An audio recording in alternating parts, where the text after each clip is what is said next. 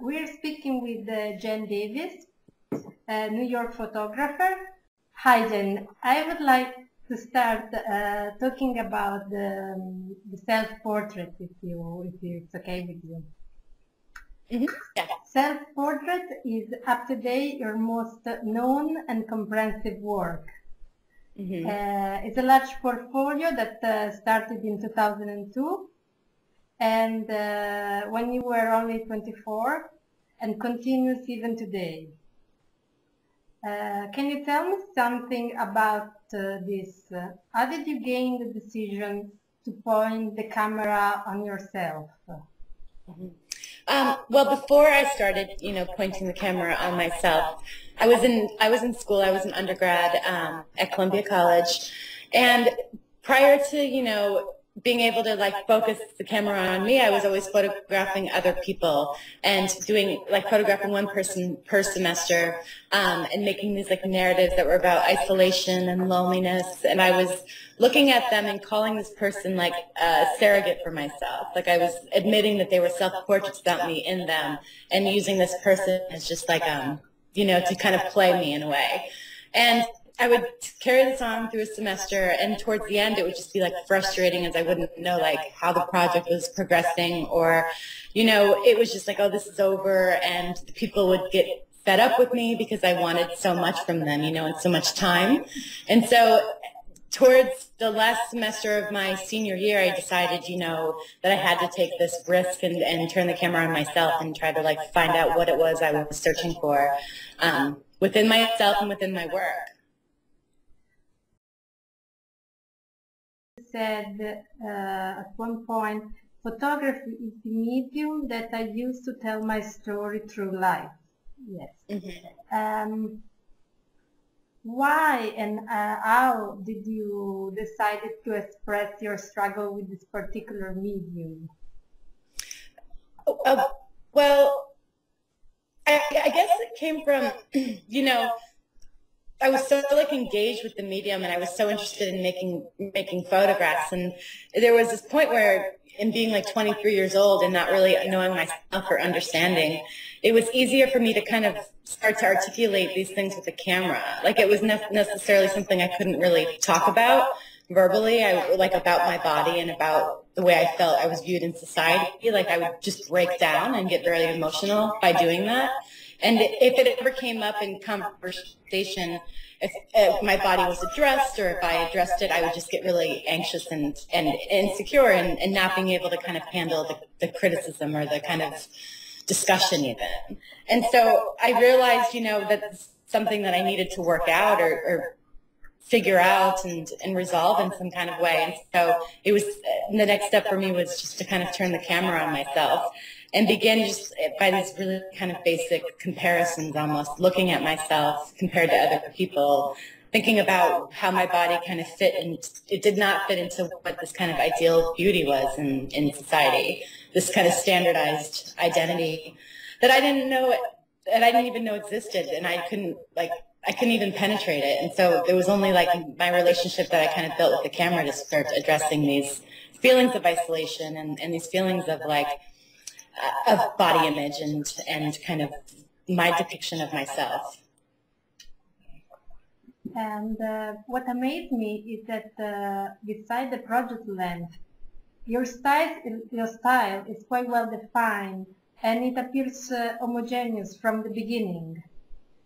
Did you already have in mind what kind of photographer you wanted to be? Did you have any model or inspiration? Well, when I started making this work too, I was a black and white photographer before making the self-portraits, before starting them. Excuse me. And when I was finishing up the project with working with other people, I got some some free color Polaroid, and I was, I took the exposure and I tested it with the Polaroid, and I pulled it and I saw the color, and I was like, oh, that's so beautiful. And it was something that the palette was very soft, and the palette was very kind of monochromatic in a way. And I just thought that was I hadn't looked at color in that way in so long. And so when I decided to, start photographing myself, I was I need to see this in color. I need to see what my cheeks look like and to see what my flesh looks like and how that's rendered and in like true kind of color. And so, but my palette and the light, like that was always something that I was really drawn to, like that soft kind of palette. And then this kind of warm light as well, like the light that comes, the daylight, you know, evening kind of light that comes through, the happy hour, golden hour, whatnot. That was always something that I was always like just inspired by in general, and still am to this day, like yellows and blues and all these kinds of like different, like soft kind of palettes. I think too, you know, as the project kind of progressed and as I kind of a year or two went on, I realized also like that I was using color and I was using light to kind of seduce and to try to make something like so beautiful and so precious almost in a way, with these kind of like the use of really soft palette and soft light to like kind of reflect on something that wasn't necessarily seen as beautiful or seen as seductive, and to kind of like get a viewer interested just by like the way that something looked formally and like beautifully. He said, I have built a relationship between the camera and myself where I transform the act of taking a photograph into a performance for the camera. So how do you choose what to perform in front of the camera? Which part of your personal experience do you reconstruct into photograph? Yeah, I feel like it's what I kind of project to the camera and this kind of performative element to it. It's the side of myself that's like this very private, personal side that I don't project into the world. Like I don't, you know, walk around in like this or like this person that doesn't have any kind of confidence or whatnot. It's just like the projection of this kind of private, isolated self was the self that I didn't even know. And so there was this kind of, you know, I was dealing with like the loneliness and dealing with this kind of sense of isolation and this kind of interior world of myself, and using the kind of interior space of my apartment that I lived in to kind of, I thought about it a lot when I would set up my camera, and the light would kind of dictate where I was shooting as well. It was just coming in through the apartment. You know, I would set it up and it would be like, that's my stage, you know, the frame is my stage, and whatever unfolded in front of the camera, a lot of the times it was like this performative, like kind of role that I would play or that I would project. That was like a side of myself, at this like private side. And so I thought about it a lot, like as like a roll of film, and you know, I would shoot 10 pictures per scene. And you know, I'd have an idea, and I would have my kind of constructed, this is what I'm shooting, and I would take like 4 or 5 frames of that initial idea. And then the rest of the frames, I would just kind of like let chance happen, and I would do different things or try different things. And so that's kind of where I realized too that it was more about like this performance that I was creating for the camera, let alone this kind of like real sense of myself. Okay, so basically when you were not performing the initial idea was even better. Sometimes, yeah. Yeah, I think it just allowed for like the kind of freedom. It allowed for this kind of chance, you know, to happen. And in the beginning too, it was all like shooting with a view camera, and it was all like very structured. And, you know, I would shoot 2 or 3 sheets of film per shot. And it was just, you know, it was really kind of rigor. The rigor to that was different than when I started shooting with the medium format camera, and like what I've just described too, where it was more about, I guess I let chance kind of go into it. And a lot of the times it was structured and not much would change, but sometimes, you know, things would happen that I would surprise myself or that I would learn from just by the act of making a photograph. In one of your interviews, I understood that you take pictures still using film. Is that correct? Do you use film? Yeah. Why do you prefer analogic to digital? Well, I like, again, like I like not knowing what I'm seeing or what I'm doing. I like the quality, the way it looks. As far as, you know, medium format camera compared to like a Canon like 5D or whatnot. I mean, the quality is just not comparable at this point. And who knows, maybe one day digital backs, like that'll be an option. But for now, it's like I like not knowing, I like not seeing, I like the act of like setting up the camera and the process of loading film and dropping my film off and, you know, waiting some time and being surprised by it. It's more magical. It is more magical, yeah. And I feel like there's something, like when I'm working with other people too and photographing them, bringing out like a film camera and putting on a tripod and, you know, them not seeing what you're photographing either. I wouldn't want that relationship to be hindered and for them to be like, let me see and let me look around, and for them to like kind of understand or just like kind of show me. I don't like it and shoot something else.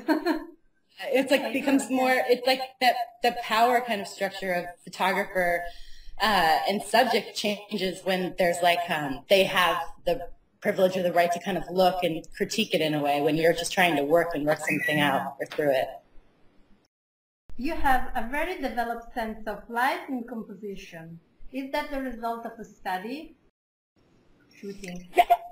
Yeah, I mean, it's always on the forefront of my mind, the way that the light's coming in, the way that the color palette works together. A lot of the times too, it's like the choice of like outdress will kind of be what works in the room within the color as well. And everything's kind of like set up, you know, everything's kind of gardened in a way to kind of like, things are moved and things are shifted just for like the photograph. And the light, like I said, is just like the most powerful thing to me. It's like the most emotional thing to me. And in a photograph or just in the world, you know, however it's just, I experience it, it's definitely one of my biggest influences as far as a photograph and what that means, and just like outside of the idea of like a photograph, but just like an emotional connection and reaction that I can have when I just view light and I can just appreciate it. And I guess it's just, yeah, I guess it's a form of appreciation too, of just being able to like see it and to feel it and to like have it's kind of associated with memory in a way too, you know, and place. And there's something really special to me about that. So that's why you use it so well. You feel it in one way, you know? Yeah, I definitely do. I talk about it all the time. I comment all the time. Okay.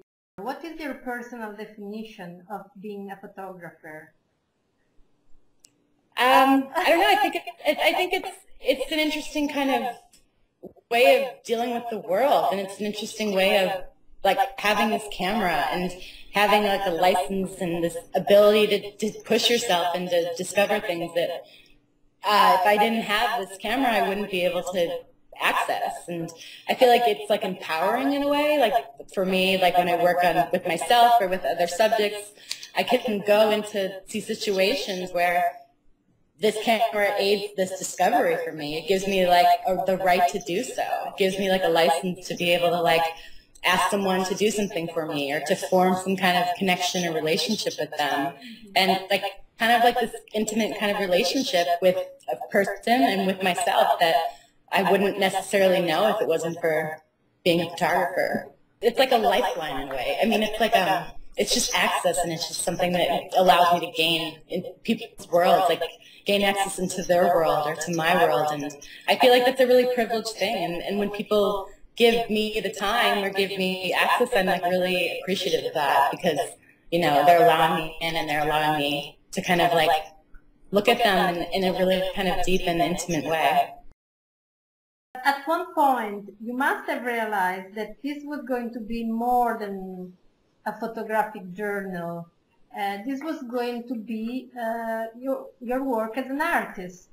This awareness, did it change something about it? Or maybe there wasn't any awareness at all, I don't know. Well, I think when I started the work too, I mean, I clearly was not thinking about audience and how it was ever going to be seen, you know? And that probably helped me to kind of take risks that I wouldn't have if I would have been apprehensive about, you know, putting it out into the world or whatnot. But I don't really call it like a diary or whatnot, but they're more like these little like kind of notes to myself, or they're more like these little like snapshots of my life. And and dealing like within the public. And I mean, there wasn't when the work started to get seen or recognized, nothing like stopped, nothing shifted. I was still kind of like propelling it in the way that I was making the pictures and exposing myself in a way that I felt comfortable in doing so. There's not any like blunt nudity out in the work, but there is skin and there is parts of my body that are showing. And the earliest one I think was in 2003. In this one photograph, it's called Push the Bra, and I've just gotten out of the shower and I'm like putting on a bra and I have like a pink towel on. And that photograph it wasn't necessarily hard to make, but that was the first time when I saw my body like as the camera saw it, not as I saw it in the mirror. It was the first time that it was like true and described through this machine. And I remember printing it, and I was in the communal darkroom at the time. And I was printing it 11 by 14 inches, so it's pretty small. And I remember being like so ashamed almost in a way, like embarrassed by like having my body exposed out to like people walking by who were also printing. And I would kept on like putting test strips over like the body to go back into the darkroom, and then I like let it go, and I was evaluating the color, and someone came by and they looked at it with me, and I think we like talked about the color, talked about the picture, whatnot, and then I was just like, okay, so that's the moment then. It's like someone else saw it, and it's okay. It's like it felt okay to me that like I printed it, and now you know it exists outside of like a negative contact sheet form, and I don't know, there was some kind of like release in that moment of being like really scared and really kind of shy about it. And then it became this point of like, okay, well, it's another side of myself. It's not necessarily like me. And then it was like out into the world, and that's okay. Like there is a distance from myself that I think I created in the beginning when the work started to maybe be seen, or when I just started taking more risks, I guess, even more so in the work.